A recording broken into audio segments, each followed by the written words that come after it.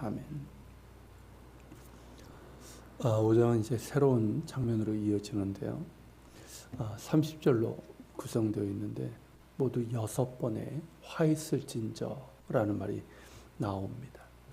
그러니까 화 있을진저 이런 말이 6번 나온다는 것은 이 장면이 마치 거대한 장례식의 전조라고 할 만큼 슬프고 절망적인 분위기로 이어집니다.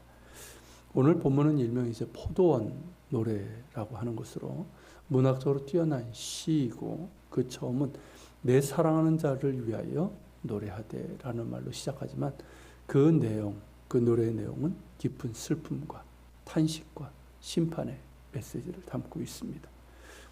1절에서 내가 사랑하는 자를 위하여 노래하되 내가 사랑하는 자의 포도원을 노래하리라 라고 했는데요. 히브리어 원문의 의미로 보면 포도원을 사랑하는 자 자신이 노래하는 자가 되어서 부르는 노래입니다. 즉 자신을 타인화시켜서 내가 사랑하는 자를 위하여 노래하며 그 노래는 내가 사랑하는 자의 포도원을 노래하는 것이다 라는 뜻입니다.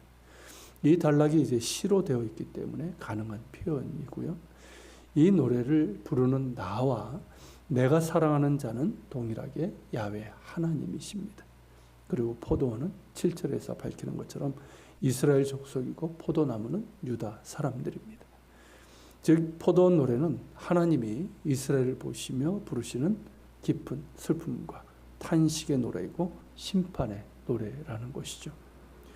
내가 사랑하는 자, 곧 하나님께는 포도원이 있으며 심히 기름진 언덕에 포도원을 가꾸었습니다.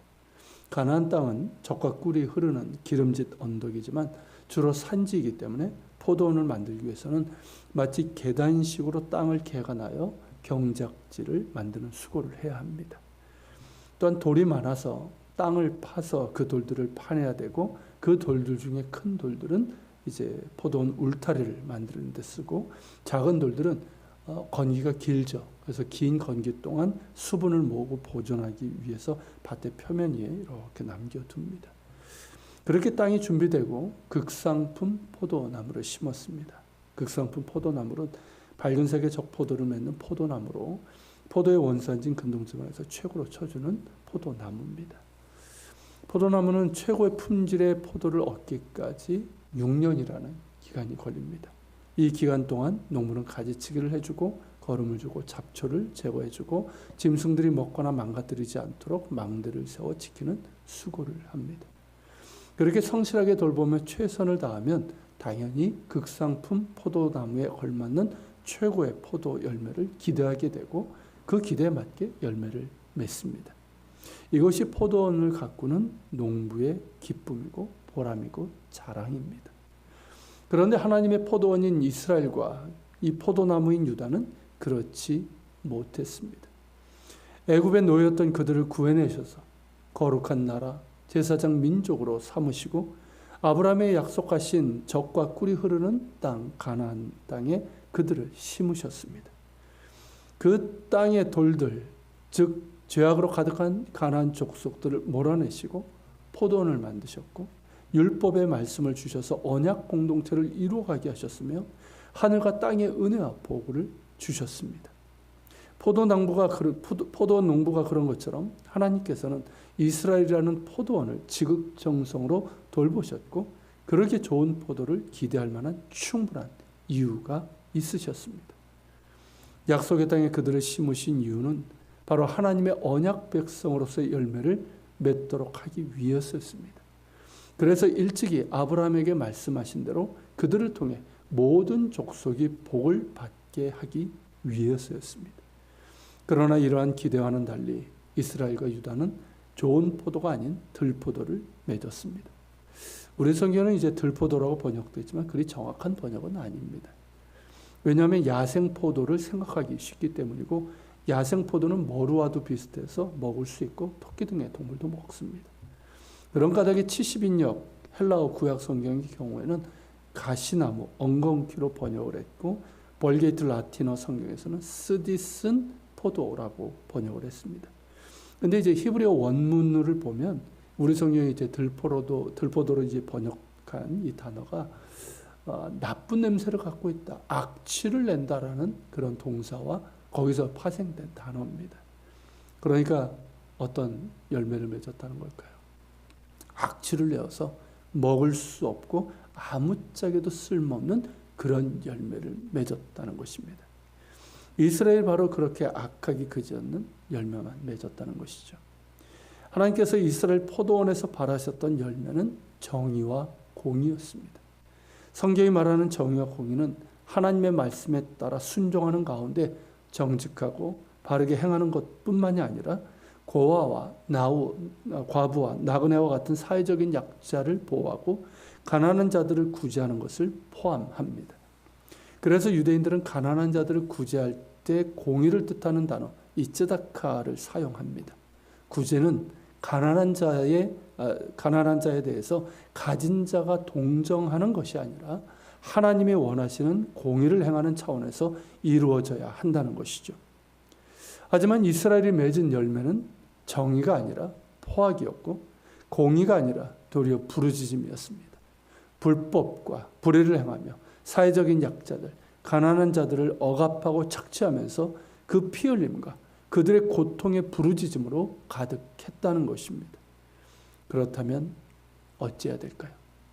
그렇게 정성껏 돌보았음에도 이런 악한 열매만 맺었다면 이 포도원을 어떻게 해야 될까요? 당연히 농부는 포도원을 엎어버릴 것입니다. 그래야만 새롭게 무엇을 시작할 수 있기 때문입니다. 하나님께서도 그렇게 하시겠다고 하십니다. 이 포도원 노래를 보면서 우리는 하나님의 깊은 슬픔과 아픔을 헤아리게 되고 더불어서 택한 백성에게 원하시는 것이 무엇인지를 생각하게 됩니다. 하나님께서 그 택한 백성에게 원하시는 것은 다름 아닌 좋은 열매입니다. 이사야서 본문으로 한다면 정의와 공의의 열매이고 이 노래를 가지고 비유로 말씀하신 마태복음 21장 43절에 따르면 하나님 나라의 열매라고 할 수 있습니다. 감사하게도 우리 예수 믿는 사람들은 과거 이스라엘 사람들보다 하나님께서 원하시는 열매를 맺을 가능성이 월등히 높습니다. 예수님께서 참 포도나무이시기 때문입니다. 요한복음 15장에서 예수님 자신이 참 포도나무이시고 우리는 그분의 가지라고 하셨습니다. 예수님의 가지인 우리는 주님의 보혈과 말씀으로 이미 깨끗하여졌으며 그러게 예수님 안에 거함으로 주님과 동행하는 삶을 살아가야 합니다. 그럴 때 우리는 참 포도나무이신 예수님으로부터 영적 자양분을 받아 열매를 많이 맺을 수 있고 그 대표적인 열매는 바로 사랑입니다.